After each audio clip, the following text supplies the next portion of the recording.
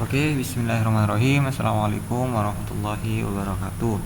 Jadi langsung saja sesuai dengan surat edaran ya mengenai tentang DMS dan MT manajemen talenta. Jadi di sini kita akan belajar bersama untuk mengupload surat ataupun SK yang dimana SK-nya tentang tugas tambahan ataupun SK tim seperti itu. Nah, pertama-tama kita bisa ketikkan di sini simpel kehutanan. Nah, di sini tinggal inputkan NIP dan passwordnya kita masing-masing. Nah, bagi yang belum pernah login di Simpek bisa gunakan lupa password, dan juga bagi yang mungkin sudah lupa untuk passwordnya juga bisa gunakan fitur lupa password. Nah, nanti bisa isi formnya sesuai dengan ketentuannya. Nah, jangan terutama di email dan HP utamanya juga ya. Jangan sampai emailnya salah gitu. Nah, karena nanti otomatis kodenya itu akan dikirimkan ke email masing-masing. Nah, untuk contoh kode ataupun tokennya itu seperti ini. Nah, ini yang nanti kita gunakan untuk reset password kita masing-masing seperti itu. Nah, kalau seandainya sudah mengupdate passwordnya dan memperbaharui passwordnya, jadi langsung saja bisa login. Di sini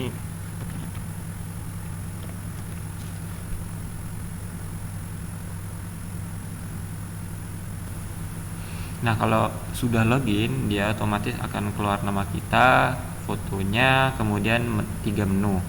Nah, untuk kita pribadi, kita pilih yang My Simpek. Nah, di My Simpek ini, jadi ada fitur baru ya, ada tampilan baru ya. Di sini ada DMS dan MT. DMS itu dokumen manajemen sistem, sedangkan MT itu manajemen talenta. Seperti DMS itu kan sesuatu yang berkaitan dengan ASN di akun ASN kita ya, ASN digital itu ya, MyASN.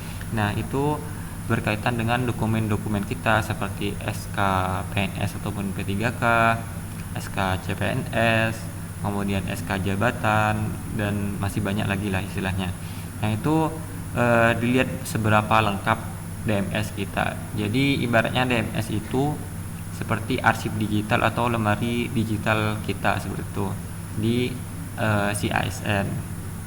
Nah, sedangkan MT itu manajemen talenta, yang dimana itu banyak faktor yang mempengaruhi gitu. Mungkin bisa saya tunjukkan sedikit ya di sini.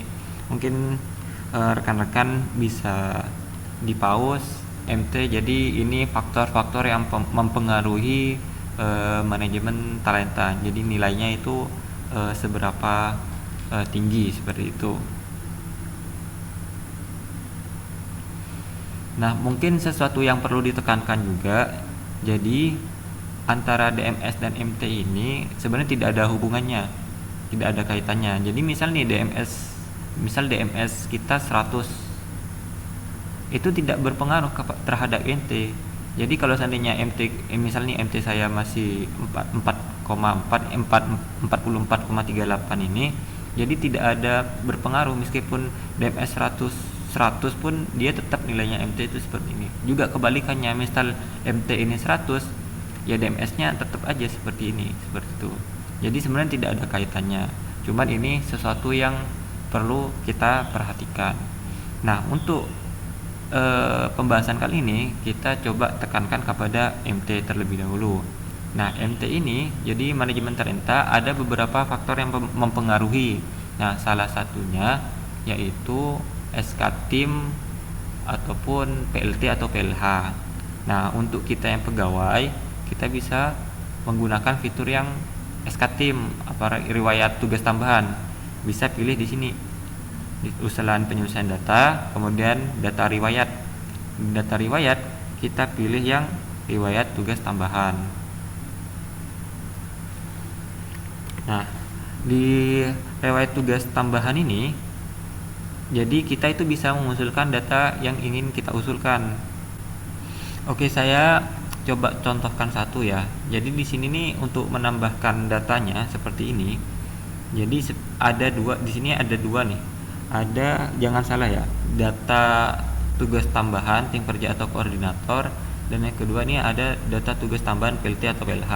Nah, untuk kita yang khusus pegawai, kita pilih yang data tugas tambahan tim tim kerja atau koordinator. Sedangkan PLT PLH ini hanya ditujukan kepada struktural ataupun pimpinan seperti itu. Nah, bisa kita pilih yang di sini. Nah, kemudian kita ambil dulu dokumennya. Nah, saya coba ambil di Sri Kandi ya. Di sini mungkin rekan-rekan bisa ambil juga di Sri Kandinya masing-masing. Nah, cari di sini penataan. Nah, langsung kita download.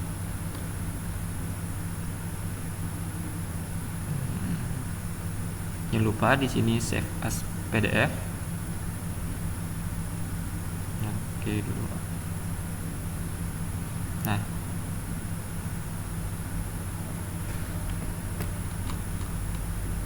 Nah, kita isi sesuai form yang diminta. Misal tugas apa? Karena di sini ini kan penataan, ini kan tentang penataan ya. Bisa juga gunakan penataan pegawai seperti ini, juga bisa lebih spesifik. Misal nih, saya contohkan milik saya ya. Ini sebagai staf kepegawaian, tugasnya ini. Kemudian kedudukannya apa? Nah, kita lihat di sini. Nah, jadi untuk misal nih masing-masing urusan tuh ada ketuanya masing-masing. Nah, misal kalau seandainya kita itu di bawah urusan, berarti kita sebagai anggota. Saya pilih sebagai anggota. Jadi bagi rekan-rekan yang misal dia sebagai kaur ataupun kepala resort, bisa pilih yang ketua. Ya, misal Mbak Nina nih, kepala urusan kepegawaian, nanti beliau bakal milih yang ketua, pilih yang ketua seperti itu. Nah, untuk TMT awalnya bisa kita pilih yang satu, dimulai dari 1 Januari tahun 2026, kemudian TMT akhirnya di bulan Desember tanggal 31 2026. Untuk lokasinya UPT Kemenhub, kemudian UNOR-nya KSDAE.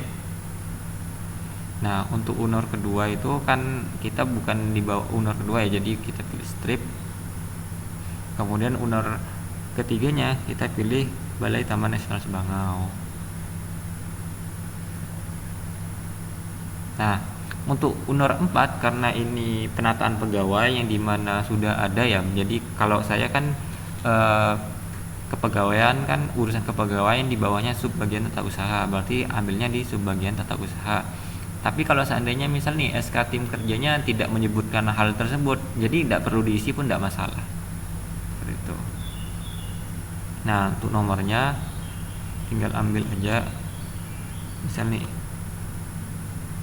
nah ini nomor 1 tahun 2026, pilih aja ini. Untuk pejabatnya pilih pejabat yang menandatangani, Pak Ruswanto, tinggal pilih di sini. Kemudian tanggalnya, tanggal pengesahan SK-nya, ini tanggal 15 Januari tahun 2026. Januari. Nah, untuk pilih filenya bisa langsung tarik ya seperti ini, bisa langsung tarik seperti ini, ataupun bisa pilih langsung sesuai di mana lokasi kita nyimpan filenya. Saya gunakan tarik saja. Jadi ini size-nya ya, jadi ukuran maksimalnya itu 1,2 MB, jadi kalau bisa di bawah 1,2 MB. Nah, misal datanya udah ditambah, nanti muncul pop-up simpan data berhasil. Oke, scroll ke bawah. Kemudian ini contohnya ya, misal ini yang baru kita input tadi. ini belum di ACC oleh Satker, sedangkan yang di atas ini contohnya ini yang sudah diverifikasi oleh Satker, sedangkan untuk eselon 1 dan biro itu belum, seperti itu. Nah, minusnya itu misal nih kita udah nambah 5 sampai 10 SK tim, tapi kita itu tetap harus menghubungi kepegawaian karena gak ada notifikasi yang masuk ke kepegawaian. Misal kita udah ngupload ataupun nambah data di simpek kita, seperti itu. Nah, misal kalau seandainya udah diverifikasi oleh Satker, nanti dia lanjut ke eselon 1 dan yang terakhir itu di biro. Nah, ini misalnya yang di atas nih contoh yang udah di ACC Satker eselon 1 sama biro ya. Misal nih kalau seandainya kita nambah lagi kan, kita riwayat kemudian pilih tugas tambahan, biasanya dia itu kadang menunya turunnya ke bawah seperti ini. Jadi mungkin ya disesuaikan aja lah ya, mungkin ya seperti itu. Kemudian selain itu kita juga bisa mengubah data pokok, misalnya data suami atau istri. Nah, nanti di sini misalnya kita mau mengusulkan misal sudah menikah, kita bisa mengusulkan di sini tambah datanya. Nah, di sini tinggal pilih aja, ini sesuaikan aja sesuai apa yang diminta di sini. Kalau dia bintang nih berarti dia wajib untuk diisi. Misal nih istri keberapa, pilih aja misal ke-9, nanti tambah seperti itu. Nanti ada beberapa dokumen-dokumen yang perlu di-upload juga. Kemudian mungkin tambahan juga, jadi di data riwayat juga itu kita bisa ngisi riwayat seminar. Jadi kalau seandainya kita pernah ikut seminar, webinar, workshop, itu bisa mengajukan lewat sini.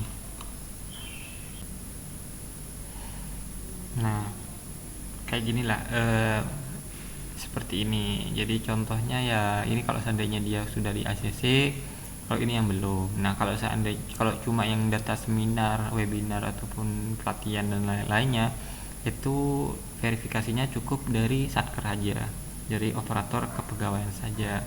Beda dengan yang tugas tambahan itu butuh verifikasi dari eselon 1 dan biro. Mungkin sekian ya untuk MT, mungkin bisa dicoba-coba. Kalau seandainya ada yang ditanyakan bisa hubungi di kepegawaian. Cukup sekian dari kami. Apabila ada kekurangan kami mohon maaf. Assalamualaikum warahmatullahi wabarakatuh. Terima kasih.